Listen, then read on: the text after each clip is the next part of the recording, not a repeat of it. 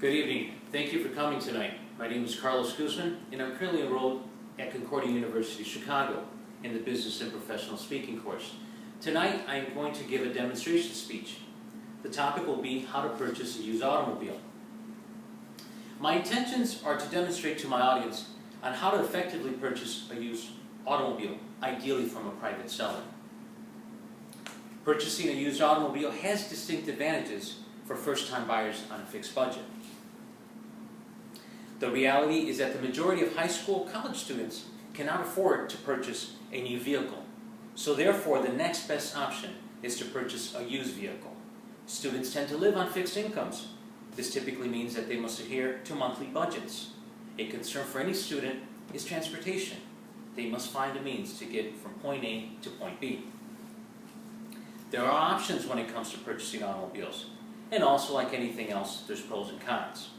Taking into consideration that most students need a reliable automobile that can meet their transportation needs while in school, it would be wise to consider buying an automobile from a private seller. To my right, we're going to look at 5 steps on how to successfully purchase a used automobile. Step number 1, one has to determine their automotive needs. What type of vehicle do you need? Examples would include a sedan, an SUV, a truck, a coupe, or even a minivan.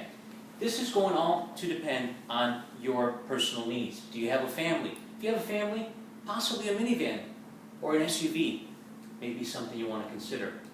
Next, what features is one looking for? Do you want an automatic or standard transmission? Standard transmission, for those of you who are not familiar with it, is a stick shift.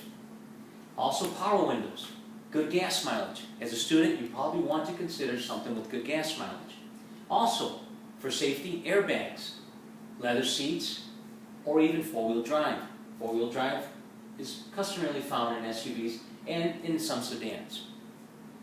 Next step is step number 2. Decide on a budget. Here, we're going to decide if we're going to purchase a vehicle outright or are we going to finance. When you purchase a vehicle outright, the advantage is you don't have a loan. When you're going to finance, you may borrow from a bank, a credit union, or even a relative. So therefore, make sure you budget accordingly because you have to pay that loan back. Also, take into consideration auto insurance. Now, auto insurance, the rates will increase or decrease depending on the age of the driver and also the vehicle itself. Lastly here, we have to take into consideration if the vehicle will need additional repairs. For example, you like the car, but guess what? You need new tires.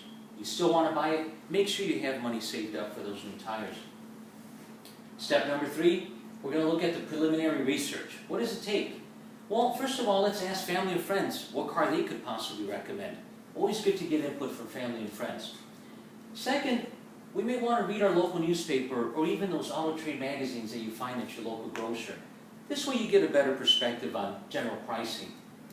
And also, we could also be aware of cars that may be for sale in our neighborhood or our community. And lastly, we want to narrow our list down to 3 to 4 cars. Step number 4, final research. Final research could be performed via the internet or at your local library. Plenty of internet websites out there that will give the potential buyer some insight on what's available, its pricing and options and so forth. Also, we want to factor in state tax, registration fees, and insurance costs. Once again, you see insurance costs here come into play. Lastly here, we want to request the VIN number. VIN number is the vehicle identification number. In this manner, one can perform a vehicle history report by using Carfax. Carfax.com, you simply input the VIN number into the proper space or the license plate and the state that the car is registered in. And here you're going to gain a wealth of information. Things like lending history on the car, odometer readings, or potentially even accidents that the car's been in. Lastly, we must decide if we're going to buy from a private or a dealer. My focus has been on a private seller, but the 2 major differences between the both is the warranty that is available. If you're going to purchase from a private seller, one must be reminded that the car typically is not going to come with a warranty.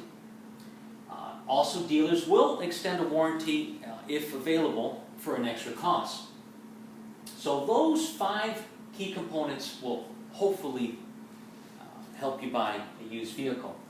And all my information for these 5 points were found at dmv.org and carfax.com.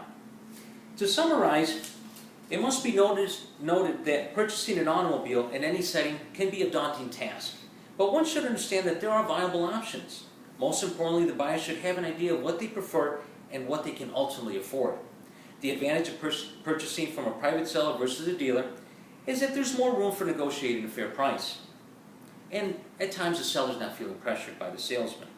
While these may sound nominal, they are important considering that the buyer is on a fixed budget. And remember, if you have done sound research, you should have positive results. Thank you.